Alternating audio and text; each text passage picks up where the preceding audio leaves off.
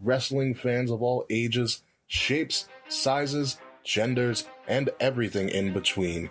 It is time to go to war and be VicTori for the Common Wrestling Podcast. Welcome to the revolution. Buzz, guys. My name is Kate Murphy. What's going on, everybody? This is Will Tarashuk, the founder of the Kings of the Rings podcast. What's going on, guys? It is I, the one and only Quiet Riot himself, Zach, your host of the Young Lions Perspective. What's up, guys? This is the Monday Night Delight. Greetings, one and all. This is your Prime Minister speaking, your favorite Canadian, Mr. Fretz. Hey, what's up, you guys? This is NateFNGreat from the Game Changer podcast.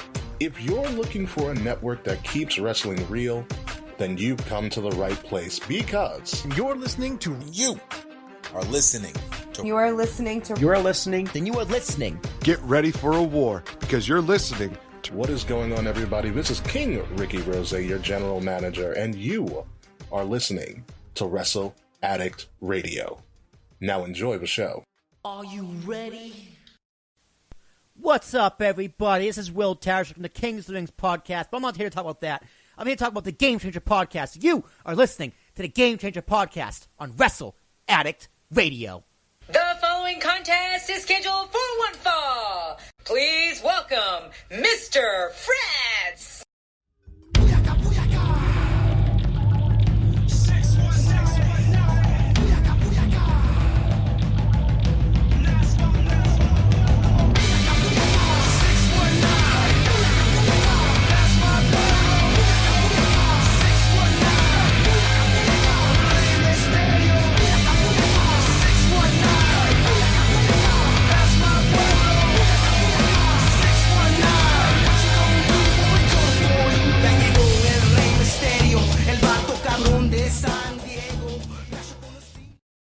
Ladies and gentlemen, celebrating 5 years as a podcaster, introducing Nate the Great!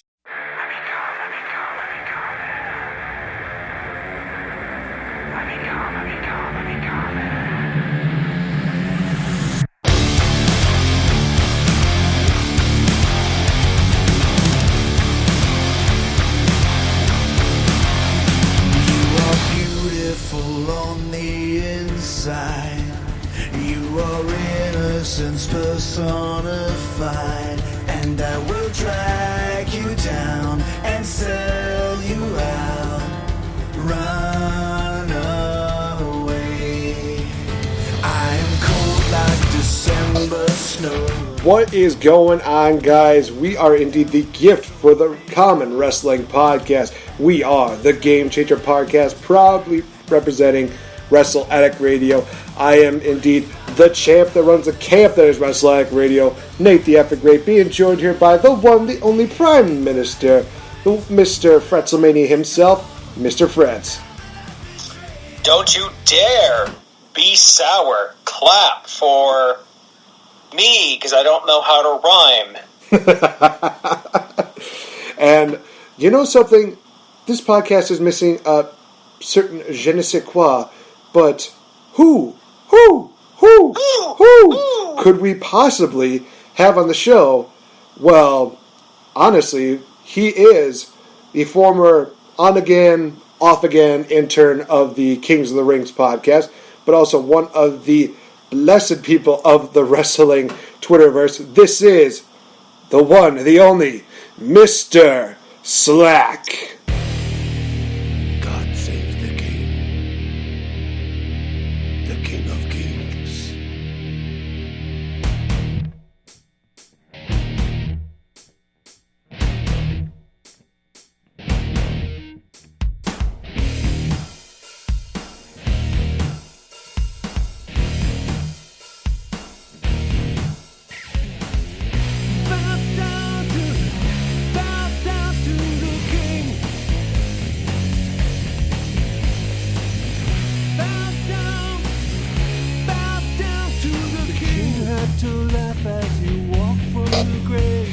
I look forward to your hate mail, King Ricky. This is Slack, ladies and gentlemen. How's it going, good sir? Oh, wow, that sure was something. That was a hell of an intro, oh my god. I told you guys, this might be the stunt that gets me kicked off of Wrestle Addict Radio. But we'll find out come maybe this Sunday, because I know we probably have a meeting or something going on for that. But some might be asking, why is Mr. Slack being a part of the Game Changer podcast? Well, the last time that we had him on here, we did a fantasy booking of the entirety. That was WrestleMania Day 1 as well as Day 2.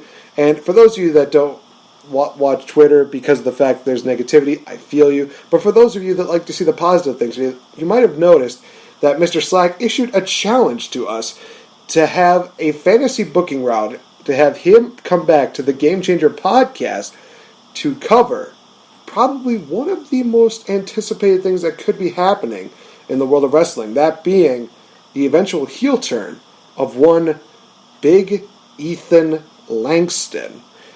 So that is exactly what we're going to be doing here. We do have a time limit as far as each of us presenting our cases for Big E. And guys, if you enjoy, if you think that you guys have loved our bookings, let us know in the comment section. Also, I will definitely be putting up a Twitter poll on the...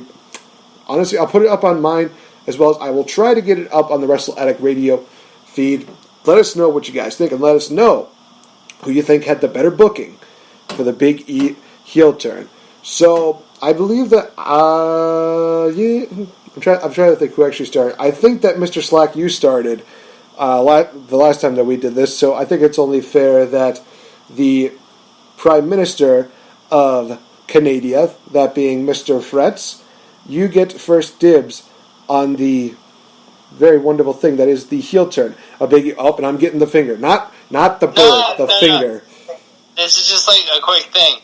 When you were doing the introduction, you said I was here for WrestleMania Day 1 and Day 2 booking. I believe that was. But it was actually NXT TakeOver. Oh, it was. Was it? NXT Invasion, wasn't it? NXT Invasion. Oh, shit, you're right. That's right. Like, I feel like I remember something about that, but like I remember my notes being crazy because like AJ Styles joined the Undisputed Era or some whacked out crap like that. That does make more sense. So I've been corrected, but you know something? That's fine. He was a former intern for a reason. Former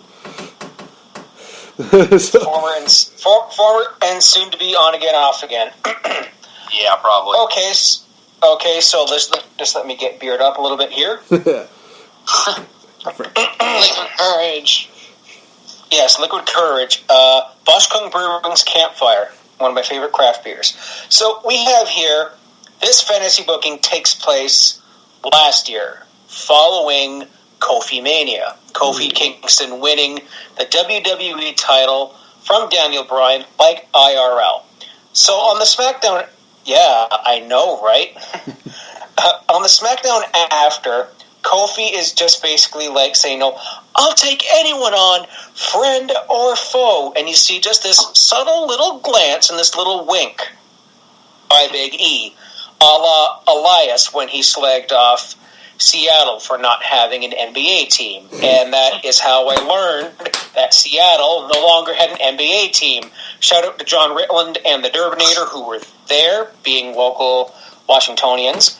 So I'm jumping all over the place here. I won't get very specific. So at Money in the Bank, Big E wins the briefcase. And in the main event, Kofi Kingston beats, let's say, Dolph Ziggler. So we have a post-match celebration here. Kofi says he's happy for E. He's like, hey, E, you know what this means? We can be champions together. You can be the Universal Champion, and I can be the WWE Champion, baby! So on that same show, E and Xavier win the tag titles. Oh, wait, no. After the show, I'm sorry, this would be like a SmackDown. E and Xavier win the tag titles, and E is like, I'm not going to cash in on my brother. I can go for Universal Champion. Hell, I can go to NXT. I can go to NXT UK. Who says no? What does this briefcase say I can cash in on? And now, leading up to SummerSlam last year, we have the fabled Orton and Kofi feud. Stupid. And throughout this, Randy starts getting into Big E's head just a little bit. he reminds him of who he was in NXT, that he was a dominant NXT champion, reminding him of his Intercontinental Championship reign, as brief as that may have been. He's like, you beat people with a 5 count. There was only one other man who could do that, and he is a legend. I could never kill R.I.P. King Kong Bundy.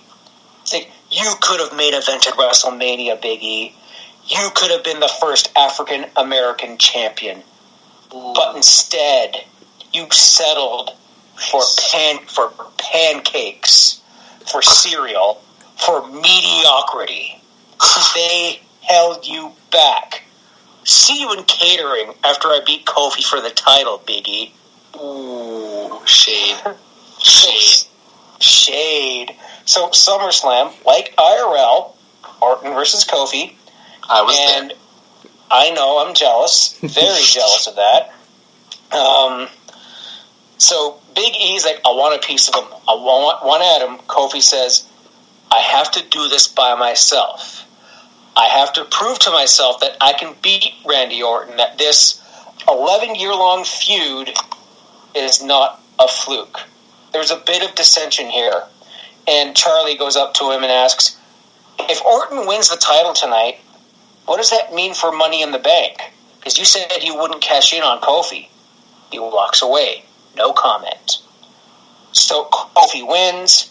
Big E celebrates, but he's coming out, but he's dancing and gyrating and waving with the briefcase a little bit. He gets a little bit of a smug look. Now, this is the SmackDown debut on Fox. I forget exactly when that was. Was that like October, November? That was October. Yeah, October 5th or something. Okay, so the New Day have an open challenge for all the gold, for the tag titles and then for the world titles. So the tag titles, they are won by, let's just say, the Revival. There's a miscue on the up, down, down, down. It's reversed into a shatter machine, and Big E he storms off. He's pissed. He's just like, nah, man, I'm out. Main event. So Kofi Kingston's here. He's like, well, I have an open challenge, so who is my opponent? Bring it on, baby! Boom! Briefcase shot. Big E turns on his partner. He cashes in, hits the big ending, and a splash. 1, 2, he yells at the ref, 5, 5, 5, 3, 4, 5. There is just a stunned silence in the crowd. Xavier comes in and is like, what the hell, dude? Wham! He gets owned. He destroys Xavier Woods. He breaks the trombone over his knee. He grabs the mic and says, New Day is dead. Mic drop. Next week, he gives you a bit of a tease. Oh, Louisiana losers! Don't you dare be sour.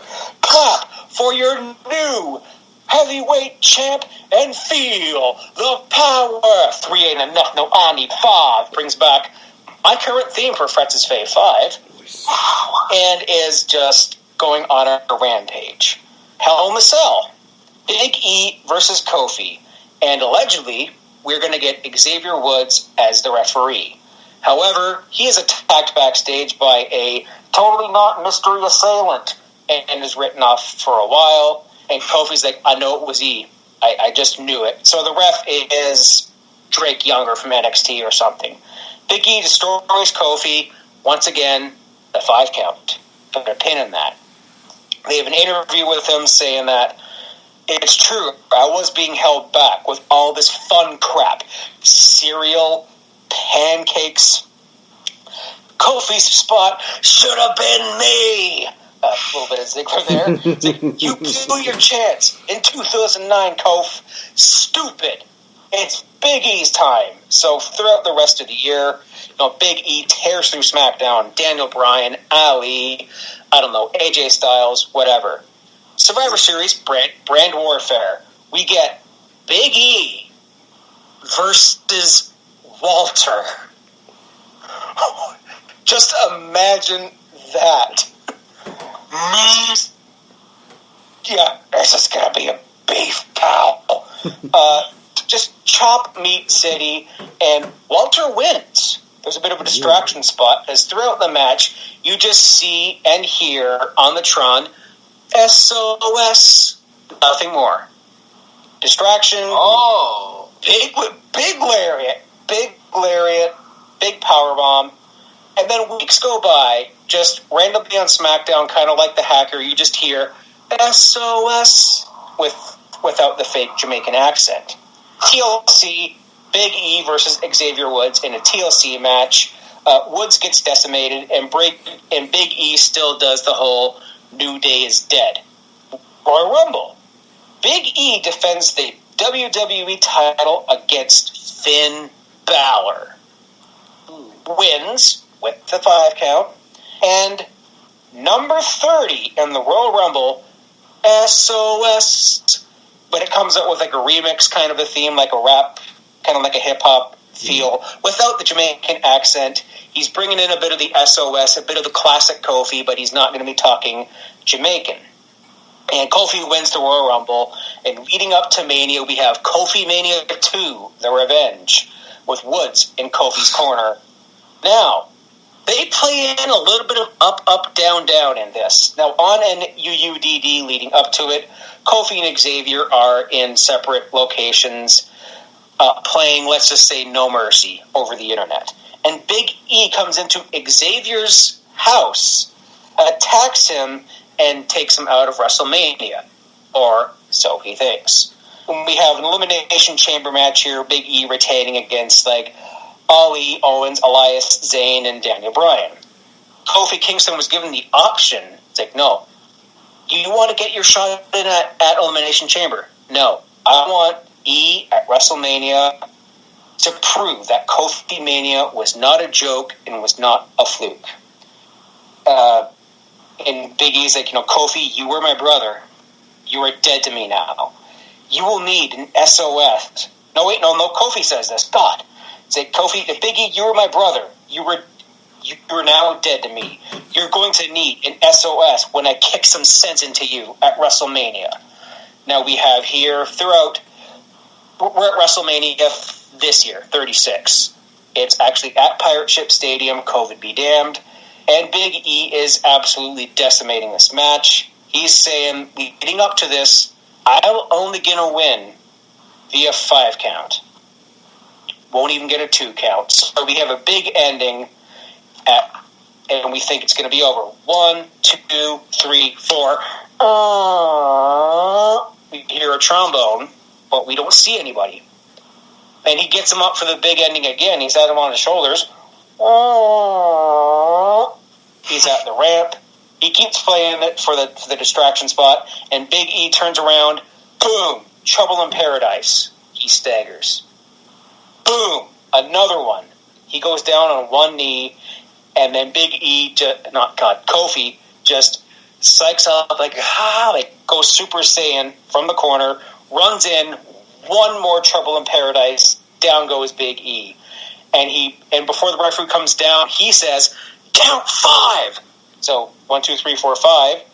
Kofi beats Big E for the title and new champion. And you hear the New Day theme for the first time in months with at least Kofi. And dejected, Big E leaves. Now, let's just say in July or August of this year, the Hurt Business is all up in Kofi, just decimating him and jumping him. The numbers are getting too much. Not even Xavier Woods could save them. Oh, but who returns? Big E. So we come full circle, take a shot, Nate. And that's just my short story of how I would book a brief Big E heel run. I don't think it would last long. I would rather him IRL if he has a good solid run as a heel, kind of like his 5 gimmick on the main roster he did with, was it AJ and Dolph? Yeah. Yeah, I'd rather see a big revamped version of that. But yeah, that's my Cole's Notes version. I just did a very bare bones, quick heel turn just from WrestleMania to WrestleMania. So I look forward to seeing what you guys have in store. well, you won't have to wait too much longer, although our fans may have to wait just a little bit on this, because when we come back, I'll be taking over and I will be giving you guys my spiel on a Big E heel turn. So stay tuned, guys. We'll be right back after this quick commercial break. Hi, I'm NateFNGreat. You know what's really fun, you guys, is just spending some time creating wrestling moments, whether it's being in the crowd, cutting promos, or just really kind of beating each other up with a chair or a trash can. Well, let's just say that there's a safer way to doing that without using an actual chair or a trash can. Go over to Great Minds Revolution Incorporated. My buddy Kurt has actually created a very safe and fun way to be a wrestling fan without the necessary lawsuits of basically beating each other up with real stuff. He has an inflatable chair that is really fun to just whack around, and it could also double as a little floaty for a pool. He also has the inflatable trash can, which, you guys, is really awesome because let's say maybe you don't want to use it for wrestling matches. You could use it at your barbecue, your next big tailgate party, whatever you could think of. Great Minds Revolution, Inc. They do a great job on making wrestling fun again. Proud friends of the Game Changer podcast.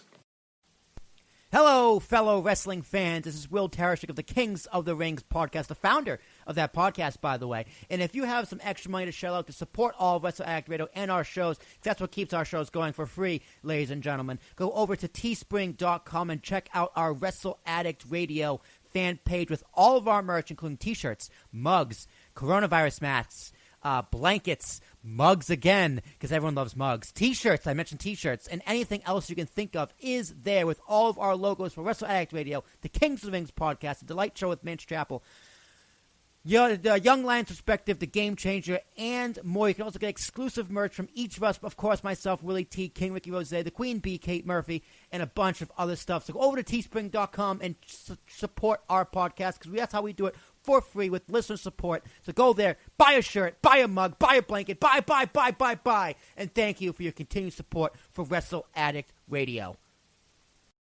Someone got a bag up there, bro.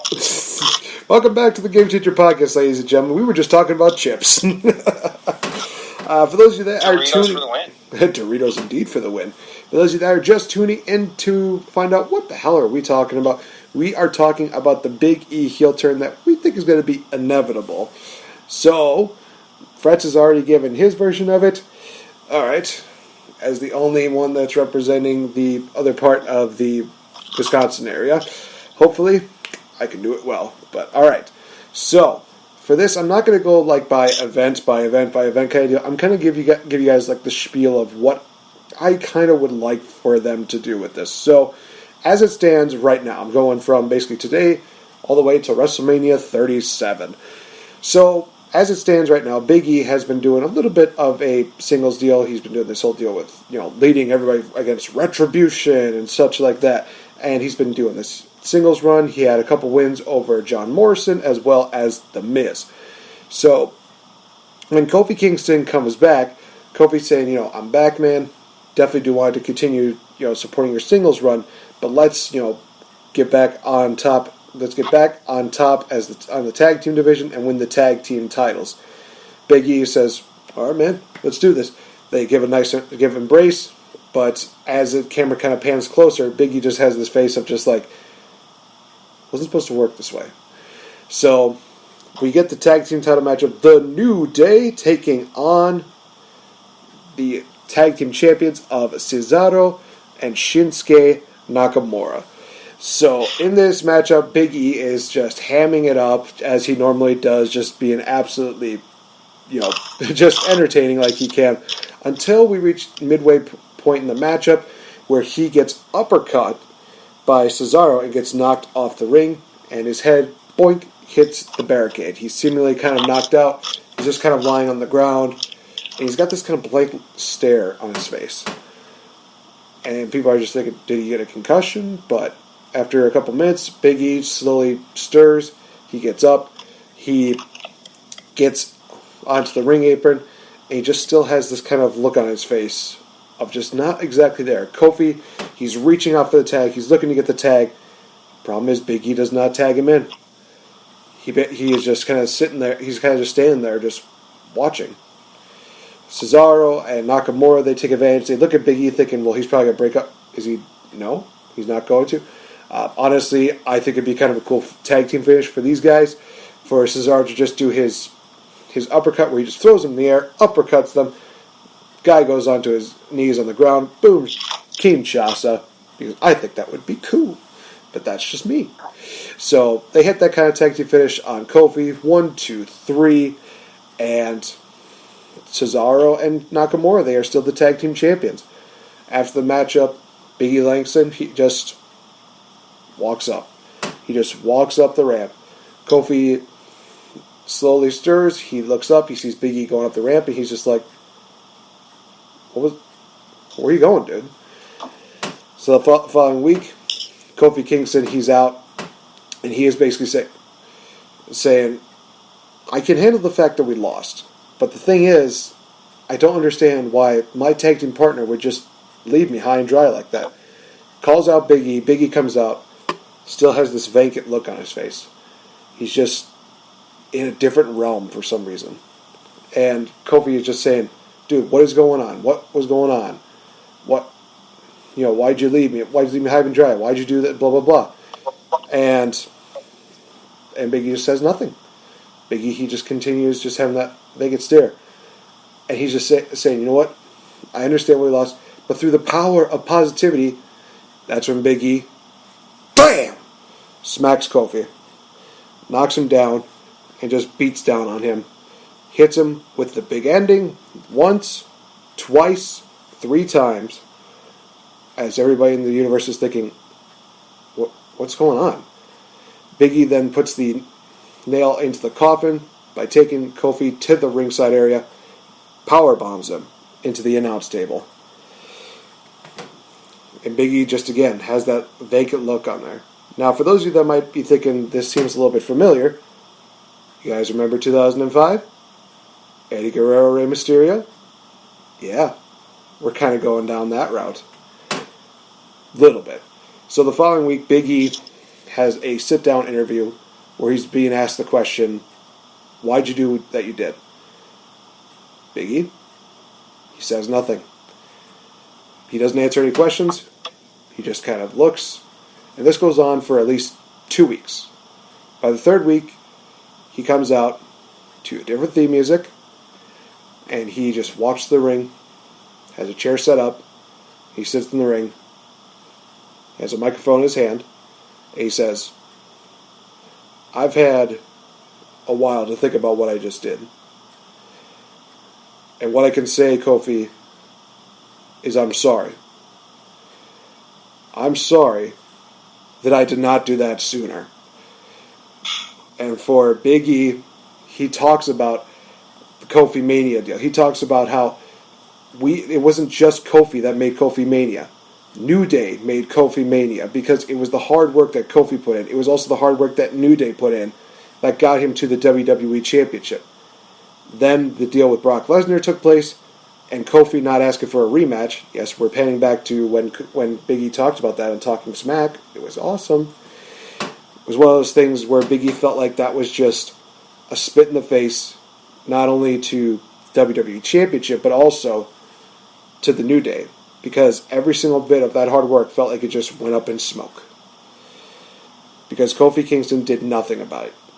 He didn't say, I wanted a rematch. He didn't get a rematch. It was just one of those things where Kofi just did nothing.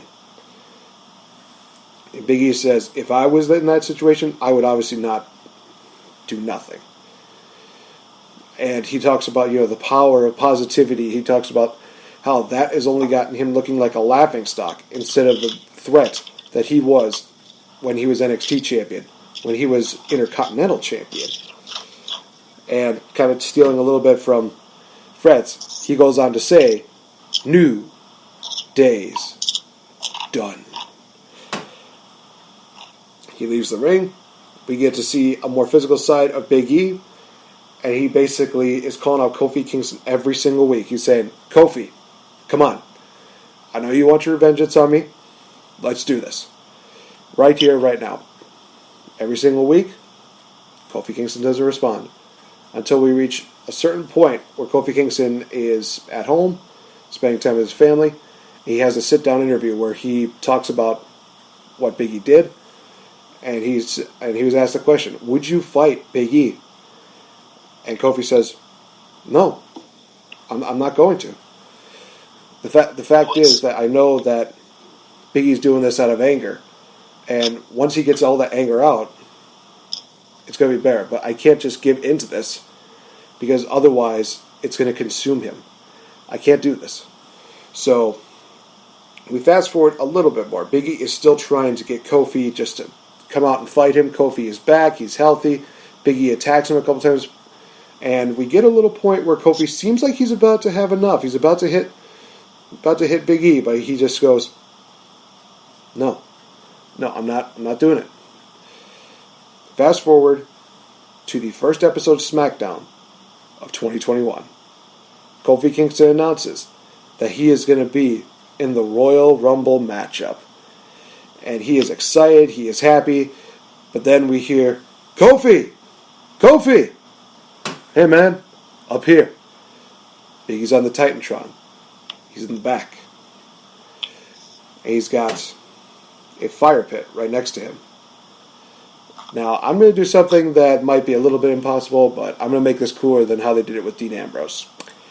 No, I am. Oh, I thought you were just going to say. So, I was going to set his house on fire. No. So, get a shot in the butt. No, thankfully no. So, Big E has this fire pit. He lights it up. He's basically saying, you spat in my face. Now I'm going to show you how it feels to have everything go up in smoke. He picks up the New Day attire. Not only his New Day attire, but also Kofi's. Throws it in the fire pit. And Kofi is just thinking, what are you doing, man? He has a replica belt. This is not Kofi's belt, but it's a replica belt that looks exactly like the WWE Championship that Kofi won. He has his side plates and everything. He throws that in the fire pit. He just says, that's how it feels when you did nothing against Brock Lesnar. Then he pulls out a picture of Kofi and his family. He takes that picture. He throws it in the fire pit. He basically says, you literally have shown your kids that you are indeed nothing. And that sends Kofi Kingston over the edge. But Big E, he knows better. He basically bides his time. He announces he's going to be in the Rumble match. Fast forward to Royal Rumble, and Big E is at around 10. So he gets in. He's basically eliminating certain people left and right and center. He's getting a big dominant performance. We get to another 15. It's a new day. Yes, it is. And Big E is just waiting for Kofi. He's just looking at the entryway, be like, all right, Kofi, let's go. Let's do this, man. Kofi doesn't come out. Kofi comes up from the bottom of the ring, slides into the ropes, does a springboard clothesline to Big E, goes crazy on him, just goes absolutely ham. And we get kind of that Mick Foley, Randy Orton deal where Big E and Kofi Kingston are eliminated by each other. Kofi just is like, I don't care anymore. I don't care about the Rumble victory. I just want to beat you for disrespecting not only myself, but also my family. So he's going after him. Big E is running for the hills because he was not expecting this side of Kofi Kingston. Kofi Kingston is chasing after him, and the Authority is just like, all right. It's obvious that you two want a piece of each other. Well, that's going to happen at the Elimination Chamber pay-per-view. It's going to be Big E versus Kofi. You have that matchup. No shock to anybody. It ends in a no contest. These guys just do not care about each other. They just want to brutalize each other. They want to beat each other down. You got chairs, you got kendo sticks, and they decide, okay, well then let's try up in the ante a little bit. Let's have maybe let's try like a SmackDown last man standing matchup. Go. Ends in a no contest. These guys are just basically trying to kill each other. So we reach WrestleMania, and they say, okay, this has gone long enough. We're going to have a deciding factor for this one. There's only one way that we can ensure that there is a clear-cut winner for this. Cue in Xavier Woods. they have Big E versus Kofi Kingston at WrestleMania with Xavier Woods as the special guest referee. And there must be a winner by pinfall or submission. At WrestleMania, they definitely do try to keep it a little bit more tamed, but this time around, Kofi is just saying, like, this was at this event where I became the WWE Champion, where Kofi Mania came to be. This is the night that I am going to ensure that it was not only a fluke, but that Big E, the only person who is nothing, was you. So we get Kofi Kingston, Big E. It looks like Kofi Kingston is going to get the victory. Trouble in Paradise. 1, 2, 3. Xavier Woods stops. Xavier Woods gets up. He shakes his head. Kofi's like, what are you doing? That's when Xavier Woods gives Kofi a low blow. Big E picks him up for the big ending. And just to show a little bit of disrespect to them, covers them. 1, 2, 3. And then they smile at each other. 4, 5. We see Big E again getting the victory at WrestleMania. Next pay-per-view, Big E gets another victory over Kofi because of Xavier Woods. Fast forward to Extreme Rules, the final blow-off. In this matchup, loser of it leaves the brand. Big E versus Kofi Kingston inside a solid steel cage.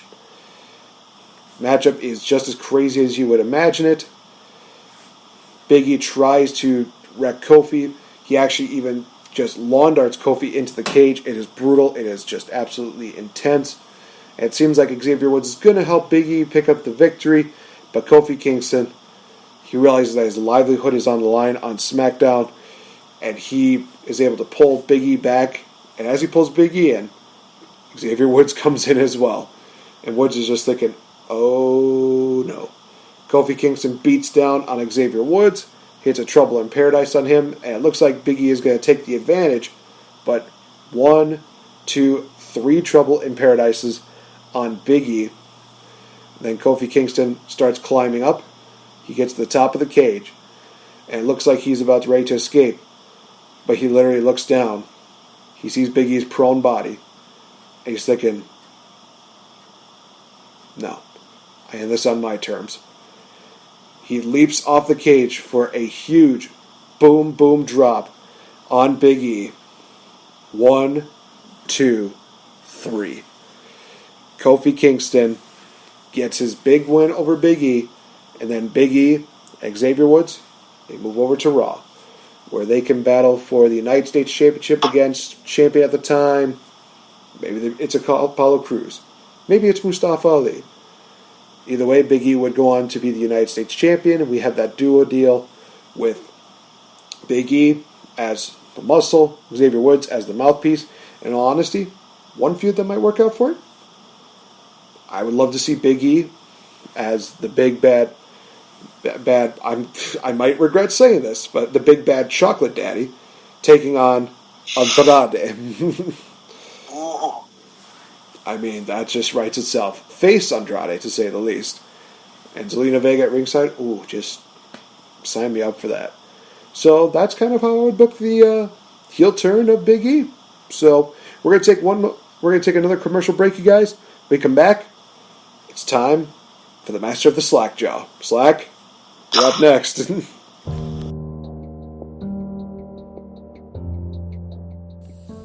When you're told a secret, you'll do everything in your power to keep it.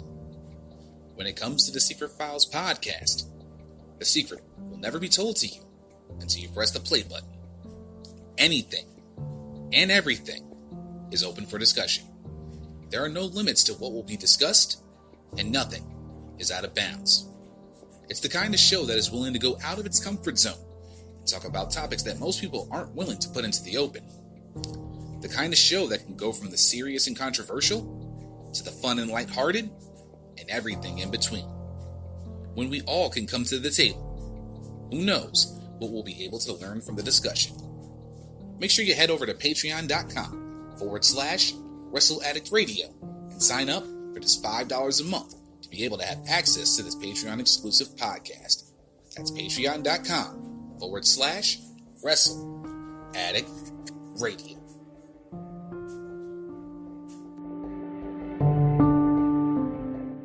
Hey guys, it's the Princess of Pro Wrestling, SoCal Val. You are listening to Wrestle Addict Radio. I'm sending all the love from California. Mwah.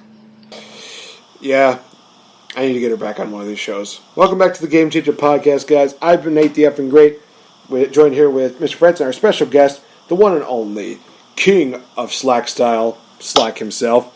And it's time to hear Mr. Slack's heel turn when it comes to Big E. Slack, the floor is yours. Okay, so I'm just going to trim some of the fat off here and just kind of jump forward. So, Big E wins the Intercontinental Championship from AJ Styles at Payback. Ooh. And he has a match against Cesaro at the next pay-per-view, which I believe is Clash of Champions. And so that's where we are. Big E's kind of torn through SmackDown. Like, he's beaten a lot of like Morrison, Miz, Sheamus, Nakamura, etc. So he comes out on the SmackDown after Clash of Champions and says, "I've taken down the entire SmackDown locker room. Ain't nobody back there that can beat me. We're really glad that you're our friend." Oh, no. And we have a Firefly Funhouse segment. Bray Wyatt comes out in his funhouse and says, "Look at you, Big E. You're Intercontinental Champion. You should be celebrating with your friends." "Oh, silly me. Your friends aren't here. They got big boo-boos and are at home healing up. You know, I have lots of friends. In fact, I think you should be my bestest friend. I should warn you, though, he isn't always so friendly. Lights go out, lights come back on, and the Fiend attacks Big E. So the weeks leading up to Hell in a Cell, Bray Wyatt plays mind games with Big E. He has Xavier Woods and Kofi Kingston puppets. He has pictures of Big E when he was in NXT as Big E Langston. He has a promo where he says, "You know, friends are important, Big E, but sometimes friends can hold you back. You remember how successful you were on your own, Mr. Langston?" And that sets up Bray Wyatt versus Big E at Hell in a Cell. Universal title on the line. The Intercontinental Championship is not on the line. Damn. And Big E just throws everything at the Fiend, but it's not good enough. And the Fiend wins. And for the first time, Big E loses since going on his own.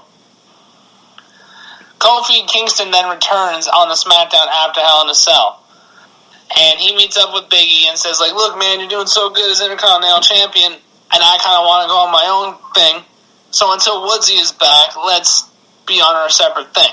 So New Day really isn't a thing right now. Like, they're boys, but like there's no actual group. So now this is a small detail that you have to remember, because I thought of this a couple of days ago and I was like, "Oh, this is cool." So you know how the Firefly Funhouse, he has pictures all over his walls? Of course. So he's going to have a picture of Big E on the wall, but his eyes aren't going to be crossed out. It's just going to be a regular picture of Big E. And that'll be important later. So Kofi Kingston then goes off on his own and does like his own little winning streak and whatever. Now, since Hell in a Cell, Big E has been more aggressive. A bit, not too much more aggressive, but like a little bit. And like he has a new finisher, like a big, really powerful power bomb, or like I thought of, you know, like the inverted Dominator thing, like where he puts him on his face. I was thinking that with like a sit out effect. So that or the power bomb. So we get to Survivor Series, and it's the secondary championship triple threat match with Intercontinental Champion Big E, U.S. Champion Seth Rollins, and North American Champion Damian Priest. So the finish, and Big E is really aggressive. Like, he throws Seth Rollins into the post, he slams Priest on the steel steps, and the finish of the match is he powerbombs Damian Priest onto the steel steps and gets the 1, 2, 3, and Big E wins that match. So now in the Firefly Funhouse, the picture of Big E is filled in a bit, up to his knees, with red. But they don't talk about it. It's just there for like the fans that want that see it. So they announce a gauntlet match to determine Big E's next number 1 contender because no one wants to challenge him because they're like, dude, this guy's a fucking freak. And the participants are Jeff Hardy, Cesaro, Kofi Kingston, Miz, and John Morrison. And the final 2 is Kofi Kingston and Jeff Hardy. But Jeff Hardy wins. So we have Jeff Hardy versus Big E at TLC. And, hold on. Big E wins a Beat the Clock challenge to choose the stipulation. He chooses a tables match. We get to TLC, the tables match. He puts Jeff Hardy through the table with that inverted Dominator thing. And Big E is just tearing through people. And now the Firefly Funhouse Big E is filled up about halfway red. So, and again, they're not referencing it. It's just kind of there. So Big E, other than his match against The Fiend, he has not lost since. He's won every match he's been in. So, we get to the Royal Rumble. The Fiend is still Universal Champion, but Roman Reigns actually wins the title at Royal Rumble. So we get to the Rumble match, and our final 5 is Big E, Kofi Kingston, Cesaro as the Iron Man, Keith Lee, and number 30.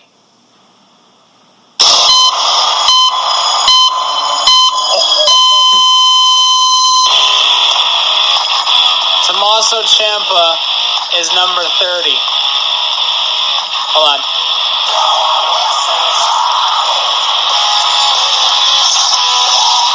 So the reason why Ciampa is number 30 is because he just lost. Remember when Zayn came up to the main roster after losing to Nakamura because it was like the first big signing in a while for NXT? Yep. Mm-hmm. Because this is fantasy and I just really, really, really want this to happen.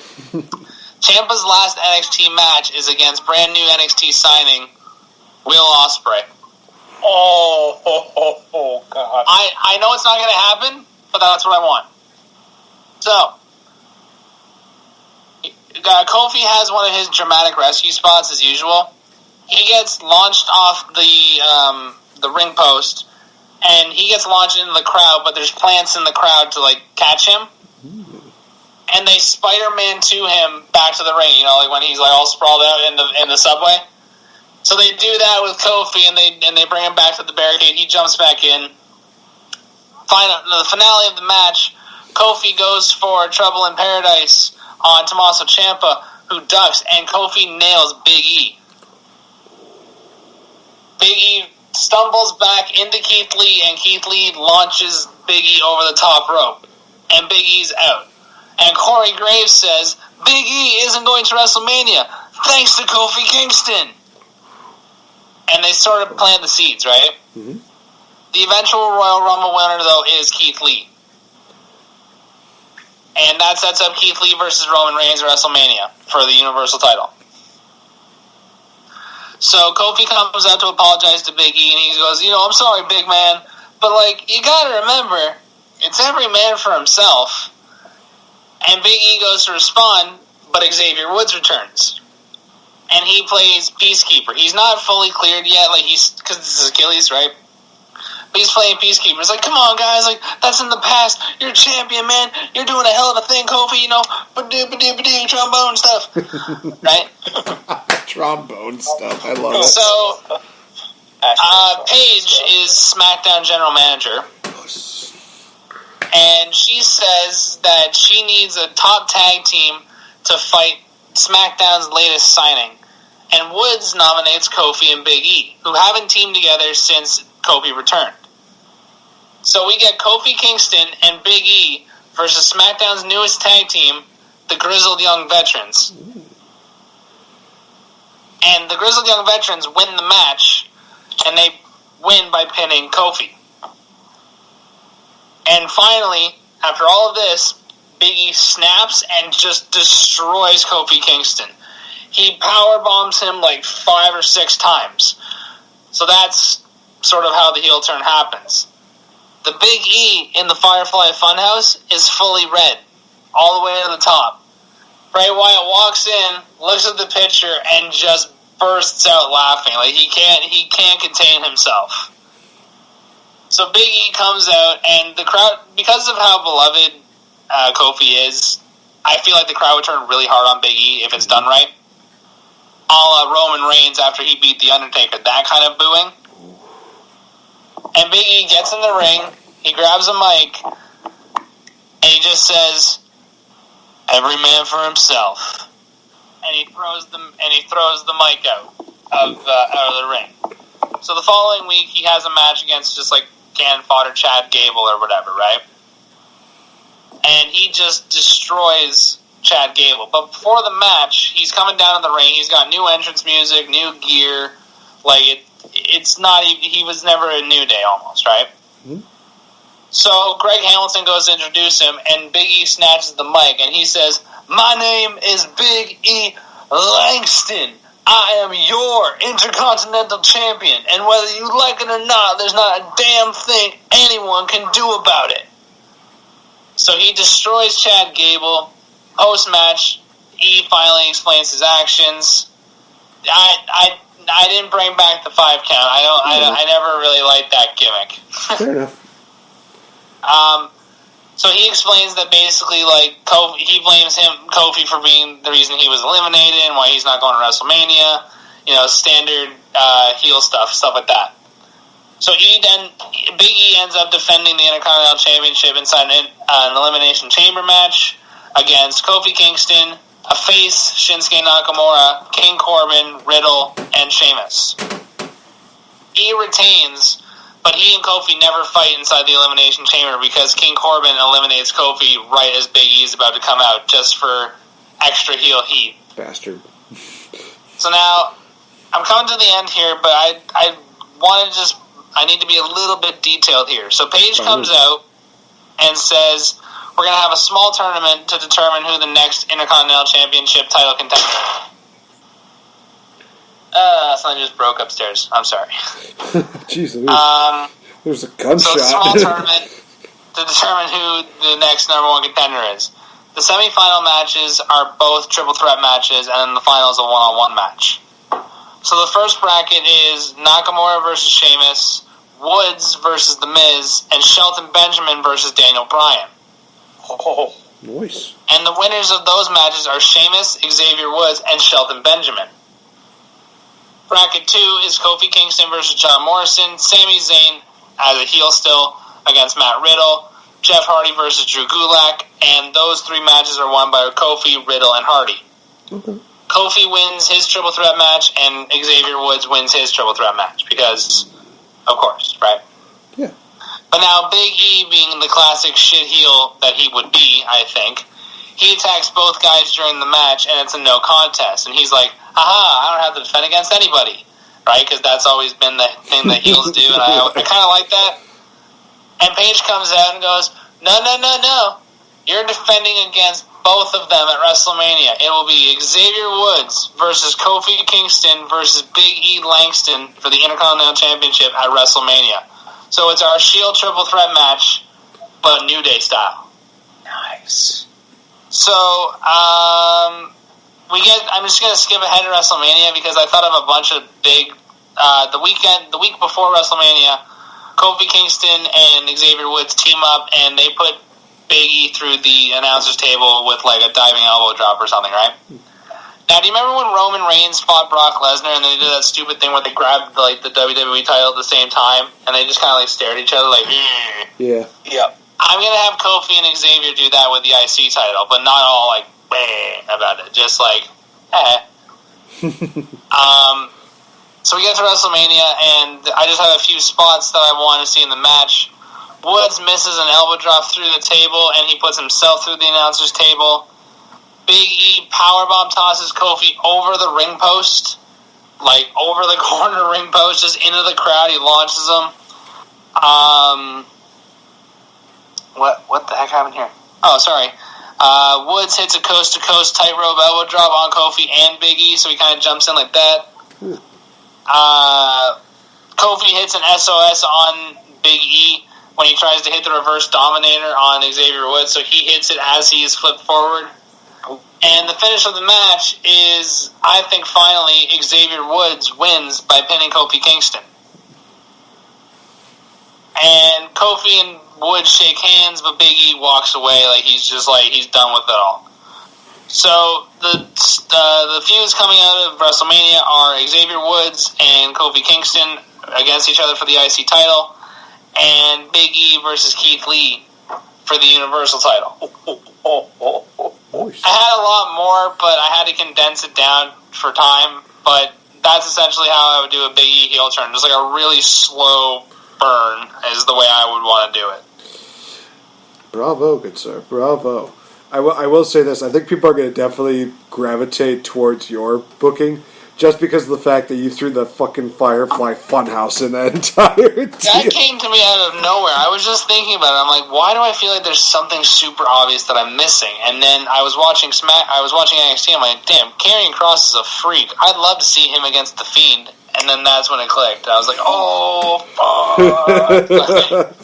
Ooh, we got the build-up. And I can actually see them doing that, where they just have the Biggie Langston picture. It's like halfway through red, and then the entire picture is red. And as soon as it turns like fully red, like you said, Bray just kind of looks at it and he just laughs. He's like, "Huh, it's about time that we got that fixed."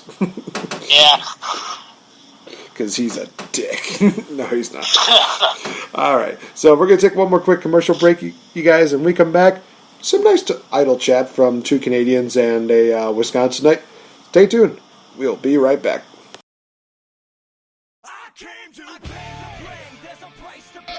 Hey guys, this is NateFNGreat.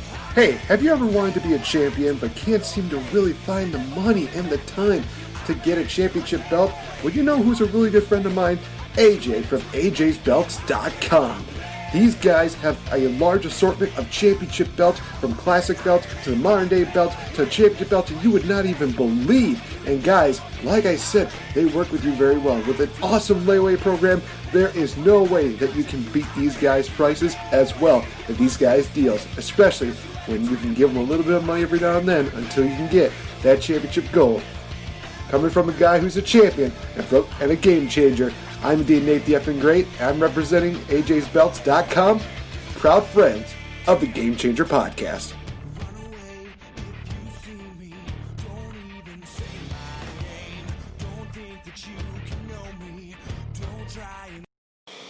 Welcome back, ladies and gentlemen, to this edition of the Game Changer podcast, Slack style edition, where we have the one and only Slack with us here. Definitely, before we get too deep into talking about stuff, definitely check out all of our friends at the Kings of the Rings podcast, Young Lions Perspective, as well as the Delight Show, where you'll see the delightful Mance just doing whatever he does, which is absolutely everything. So we'll definitely get more into cheap plugs at the end of the show, but another interesting topic that we thought we would talk about is heel turns that either just we thought were funny or were just went absolutely nowhere. And honestly, guys, if you don't mind me taking the rungs on this one, I'm just going to state an obvious one. When it comes to like bad heel turns or heel turns that never seem to work, I think that it's obvious. Anytime Sting tries to turn heel, it never works because he's so Sting. Yeah, because he's so freaking over with Likeable. The fans. He's so likable, exactly. Like I remember when he was doing the deal in TNA where he was beating up on the rookies. People were just like, "Oh yeah, they're showing disrespect," and blah blah blah. Then they had him basically join the main event Mafia. It's like, we still love Sting because he looks cool in a suit. And I think even like Wolfpack Sting, people were just like, "Yeah, Sting's a badass now, awesome." So any Sting heel turn is always just going to bomb because he's just too likable, and fans just gravitate toward him. He always speaks the truth, even when he's a heel. That and Wolfpack was kind of a babyface stable as well to counteract the heel NWO Hollywood. Well, I'm talking about TNA Wolfpack. Oh, I didn't know that existed. Unless you're thinking about like Main Event Mafia or. No, there was a point where Sting actually did the Wolfpack face paint because him and Kevin Nash were doing something where it's like, no, Hogan's a bad guy. We're telling you he's a bad guy. And then, what a shock. Bound for Glory happens, and yep, he turns out to be a bad guy. And then Sting and Nash are just like, yeah, we told you, and now we're leaving. I got two that I can think of. Go for it. Braun Strowman. Remember when he randomly turned heel a couple years ago, like right at the peak of his momentum? Yeah, and they turned him heel and they aligned him with Dolph Ziggler and Drew McIntyre for no reason. That was for dumb. a few weeks, and it was really stupid.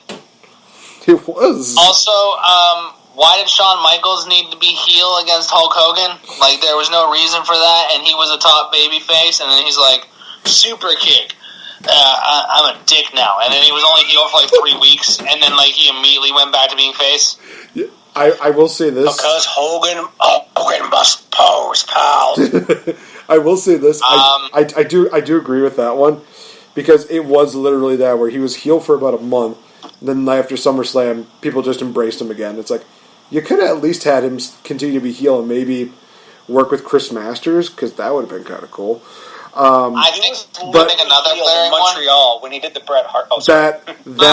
Oh my God, that Montreal thing, that was worth it. That was worth the Shawn Michaels deal.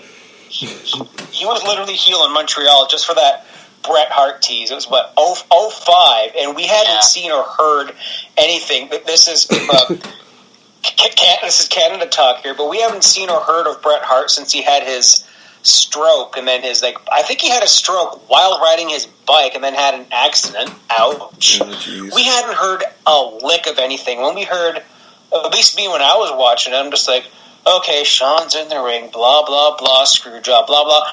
Whee! Perk right up, excuse me. Yeah. And then I read the dirt sheets. I was on all the message boards on like WrestlingGameZone.com, which does not exist anymore. Shout out to them, even though they don't exist. And I'm like, no, man, not happening. And sure enough, a year later, he got a DVD. But such a dick move. How about a heel turn that should have been great, and then it was just like the biggest shit in the bed? Dean Ambrose. Yep. No, I agree with that. On Seth Rollins. They blew that. I think Adam Blampier kind of hit the nail on the head with that one, where I think it was once he did that whole, injection in the butt deal, he went from being like, oh, this could be a really, cool badass, maybe John Moxley like Dean Ambrose, to wacky flailing arms around, pushing the cart deal with the mustard and the shit like that. Dean Ambrose, where it's like, yeah, no. And then they brought in Roman Reigns' cancer, which was like, oh, dude, no. I understand, life imitates art. That was not art. That was one of those things where it's like, no. Put the kids to bed. But honey, it's wrestling. Put the kids to bed.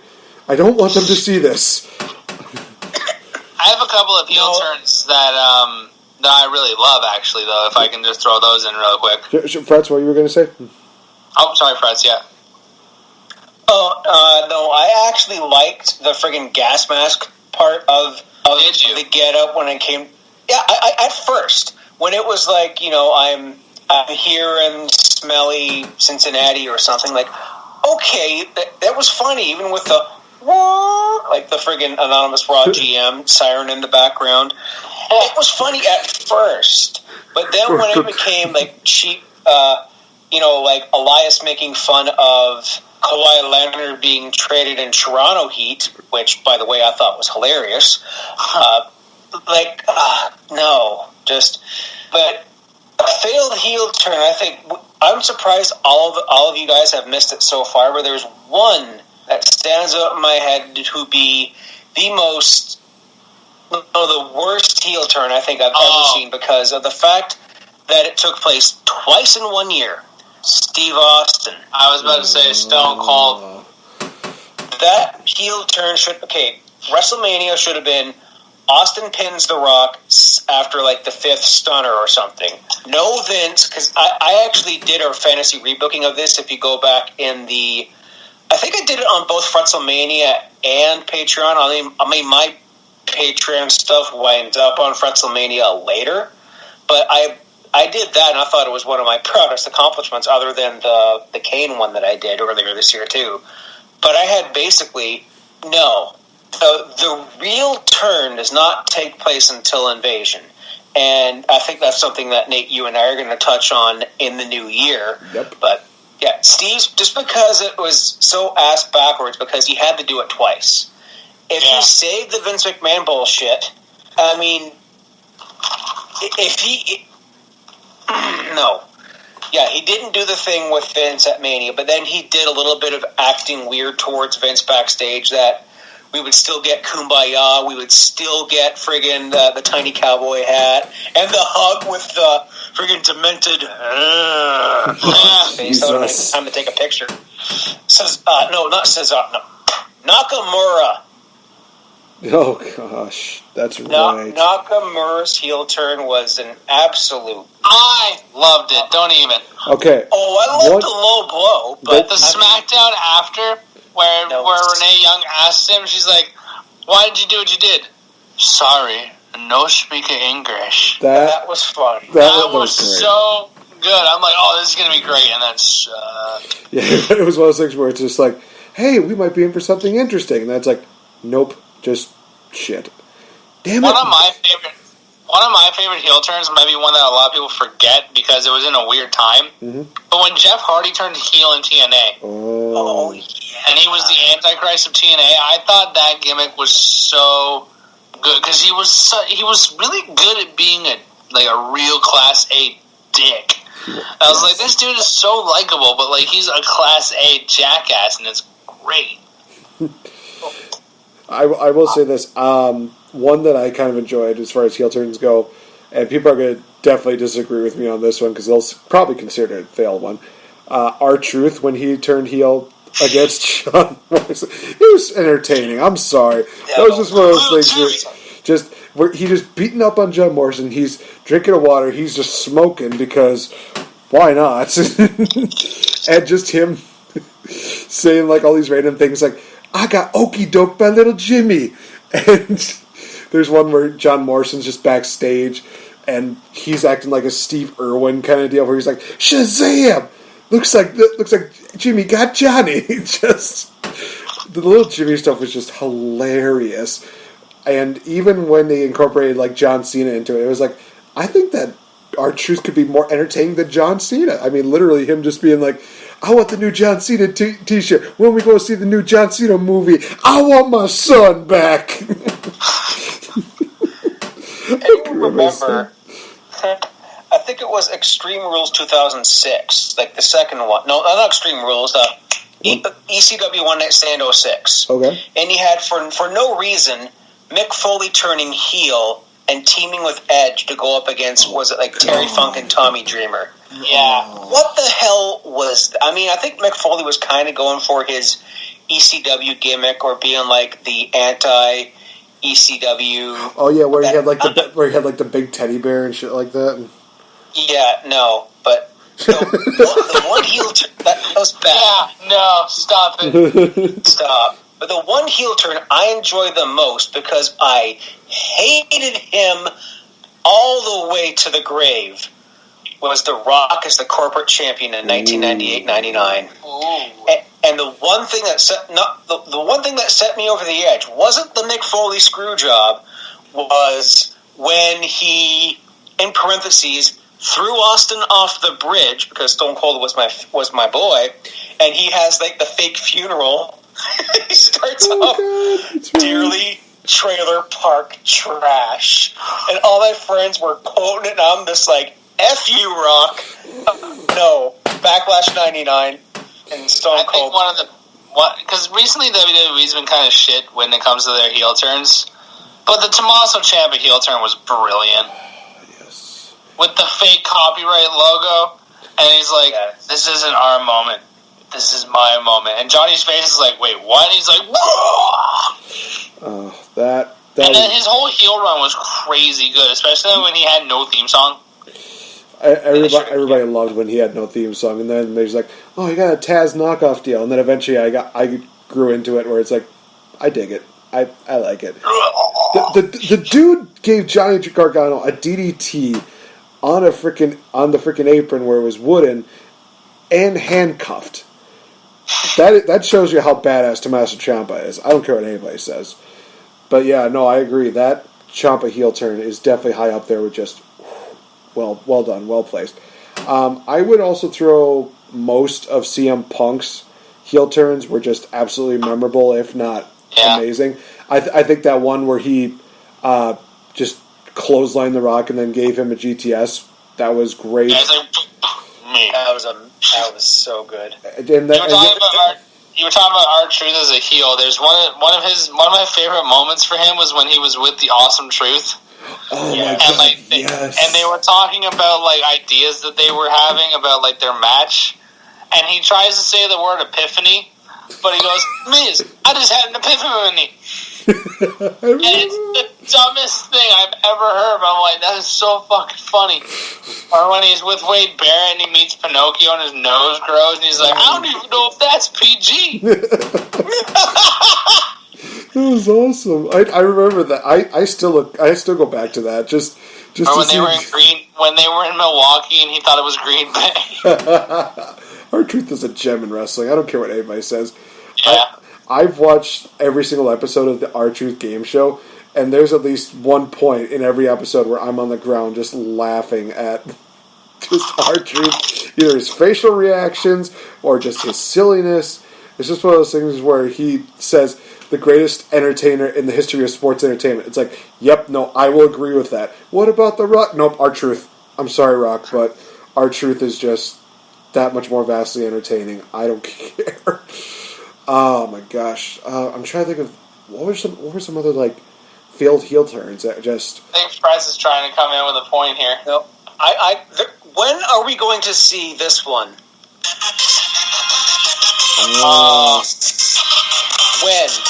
When and how? Is it going to start? Survivor Series, I think. Can we get? I think it's Survivor. It's either going to be Survivor Series or like the Royal Rumble. But I think Survivor Series would be good. No, I got one that's going to trump everything. Snoop Dogg turns on Sasha Banks.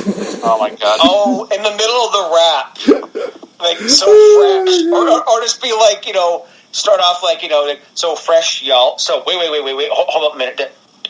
Cut the music. Now, hit it, and it's Bailey's theme. Oh my God! Wow, that would be hilarious. I would totally be down for that.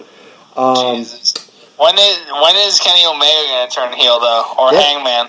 All in. I feel like Kenny Omega's turning heel, which in all honesty, I think people would want that because they want to see the Cleaner come back. The Cleaner. Here's kind of a failed heel turn. The one and only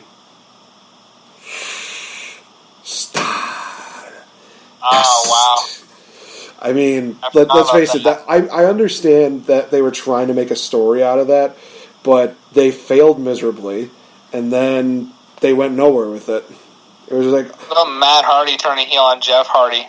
That one it's like I'm the one who set your house on fire. It's like, oh my God, you killed my dog. I hate you, Matt Hardy. You killed my dog. Killed my dog. Oh dear Lord, man. Oh well, actually, here's a good one. Christian turning on Edge. We honestly thought that they were just going to do it. They were brothers for the longest of time, and then when Christian turns heel out of jealousy, because I mean you saw every single seed that was coming to it. Edge won the ring. Oh my God, that was so good, and it's been so good since. Orton has some good heel turn moments as well. I had to. I understand. Latin in that song that basically translate to, I something my brother, now's my time. That's great. But yeah, Randy Orton has always had some really good heelish moments. I mean, Slack, you mentioned him turning on Edge. That was hard to watch, but also one of those things where it's like, this is going to tell a really good story. I'm kind of interested in seeing where this goes.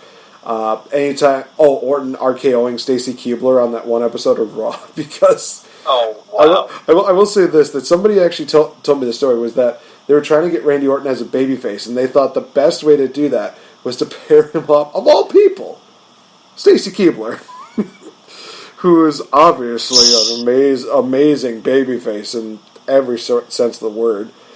She got test over with testicles. Well, there's a difference between testicles and Randall Keith Orton, okay? Yeah, a viper, which will pair up with a test. Never mind. I was actually going to say, you know, one is talking about testicles and one touches the testicles, but we. Oh. You know, for those of you that caught that reference, ew. Yeah. Oh God. Ooh. Oh, you gotta go. I got two heel turns, and they are both ironically from the same family. Owen Hart in 1994.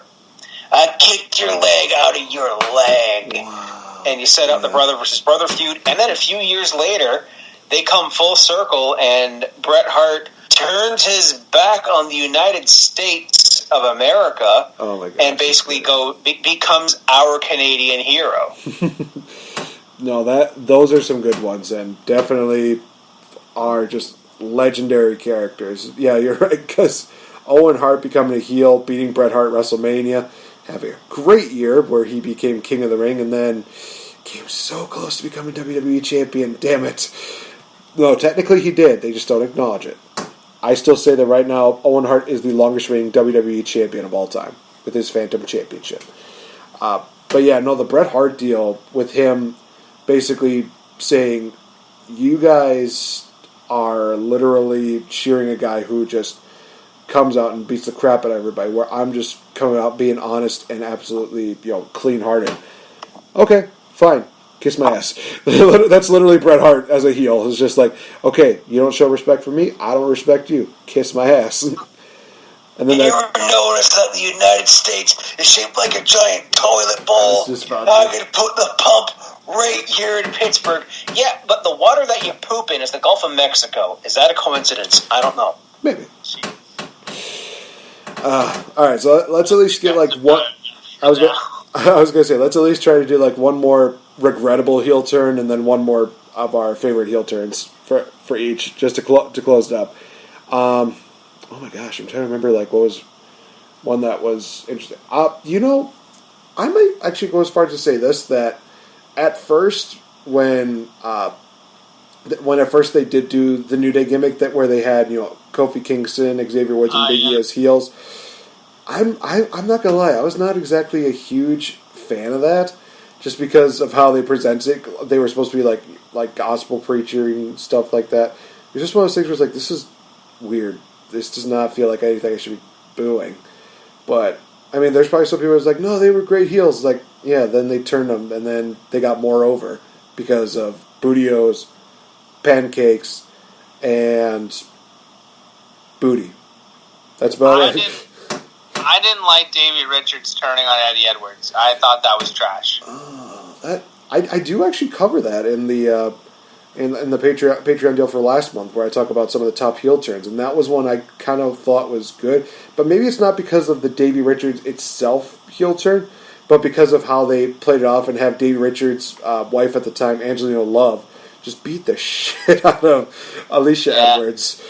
And it was just MVP turning on Eric Young. It's like, I'm an evil TNA head guy. It's like, yeah, of course you are. It's TNA. Like, yeah.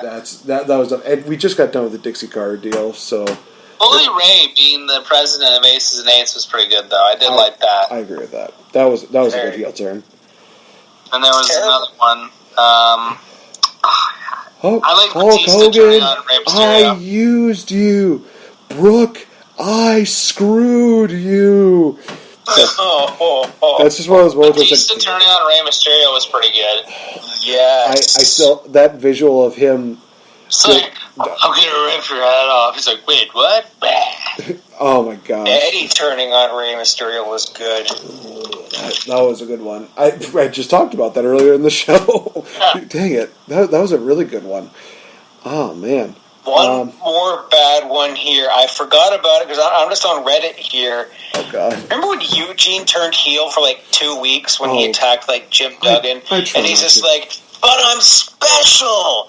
Oh, yeah. Vilifying making a villain out of a mentally handicapped? No. Delete that. Yeah.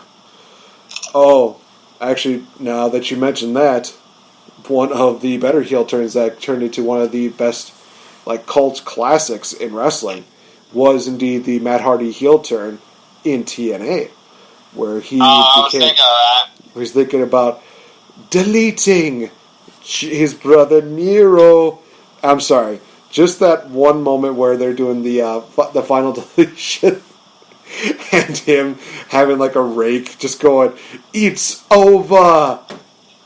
Oh shit! And he gets fireworked. Oh my gosh! Just more of that, please, man. But I think Fretz, you took the cake away when you mentioned the Eugene heel turn. That was just bad. I lived that, and I was just like, what? I was more confused than anything. But had he turned on like a big star, maybe it would have been a bit more receptive. But he was turning on Hacksaw Jim Duggan and Val Venus, which, to be fair, one's a Hall of Famer and one is just a dude with a towel, which very few now care about. If he was popular in the 90s and the early 2000s, but other than that, it's like, eh. He doesn't use that towel to cover his face. Damn it. I think he's no mask guy, but who cares? Oh, one more bad heel turn. Goldberg in WCW. What? Case in point, he ate a piece of paper. Because why the hell not? NWO. Yeah, that is another good one. All right, so we are just about out of time, ladies and gentlemen. Thank you so much for listening into this edition of the Game Changer Podcast Fantasy Booking, also talking about heel turns, the good, the bad, and the downright ugly. And Slack, thank you so much for being a part of this show, man. It's great to have you back on the show. No problem, guys. I enjoyed myself tonight. So, for those of you that would like to voice your opinions to the one and only Mr. Slack, how can they reach you? You can find me on Twitter at slackstyle09. Glorious_Slack on Instagram, and I have a TikTok, but I actually don't remember what it is. Slack talk. But I post on there all the time. Like, I think it's like Slackstyle09 as well. So if you want to go tick my talk or whatever, you know. Oh man, that for explicit. That is going to be the title of this episode. Tick my talk. That is awesome. We have not had a great title like that since Johnny's Keyhole at in your house. Yes. Tick my talk. So people are going to be like, what? It's like, just got to listen to the episode. You'll understand it. Adult references, baby. Definitely, guys, if you want to hear more immaturity by three dudes, definitely check us out on Twitter at real effing game. I almost caught myself at the legendary JF for my good friend Mr. Fretz. Also check out the rest of the family at Wrestle Addict Radio at Addict_Wrestle. And guys, we have our own page for teesprings.com, so you can check out all of our merchandise there from the Game Changer Podcast as well as Fretzlemania. Definitely check that out in the comments section here on the deal. It's also going to be in the description. It's absolutely awesome. Check out Patreon. It's going to be absolutely amazing. I am trying so hard to get that game show first episode up. From what I've been told, it will probably be posted up before the end of the month. So, fingers crossed on that. I really want that to go through. Am I missing anything, Mr. Fretz? I was just going to say, on Patreon this coming Sunday, keep an eye out for my Fave 5 moments from SummerSlam weekend, which include TakeOver and NXT. I haven't watched Dynamite in a couple of weeks, so I didn't have Dynamite in there. Yeah, I've returned to my fave moments of the week. I'm going to do that once in a while. Mm-hmm. On my personal page side of things, Fretzelmania, I'm starting a new series where I'm rebooking 1995, one of the worst years in the history of WWE. And those of you who read my blog, probably only Nate, would know my whole spiel for it already. So keep an eye on that on Twitter. And yeah, our merch store, Patreons get a 15% discount on said merch. And give us a shout out if you choose to get a Fretzelmania coffee mug or a Game Changer onesie or something like that. Slack, thank you very much, brother. Thank you. So we are going to end this episode on that note, but before we do, I think I do speak on behalf of the entire family of Wrestle Addict Radio. We just want to say, welcome back, Issa, Ant, and Phil, the Rant Foundation. They had their first episode. Honestly, guys, it is worth watching. It is absolutely entertaining. It is wonderful to hear those three voices again talking about professional wrestling. So definitely check them out. They're absolutely great. They also have a Patreon as well, which they had their after show on there. Oh my gosh, just more beauty just coming in on here. So we have so much more that we can support. Those wrestling girls with this Aggression Pod. So many great wrestling promotions that we like to talk about, whether it's here in the States, overseas. We are going to continue showing our support and giving you guys the positive outlook for professional wrestling, because here at Wrestle Addict Radio, we believe that we are the common cure for the wrestling podcast. So definitely stay tuned to more episodes. We're definitely going to keep the ball rolling, keep everything positive. And just remember here, the Game Changer podcast, you can make a difference. Stay safe, stay smart, and definitely stay positive. So for Fretz, for Slack, I've been NateFNGreat. Thank you so much for joining us, you guys. See you next week for another new, exciting, and fun episode. Who knows what 2020 is going to end on, but hopefully it ends without a certain Backstreet Boys reunion. For those of you that caught that reference, take a shot. This has been a Wrestle Addict Radio branded podcast.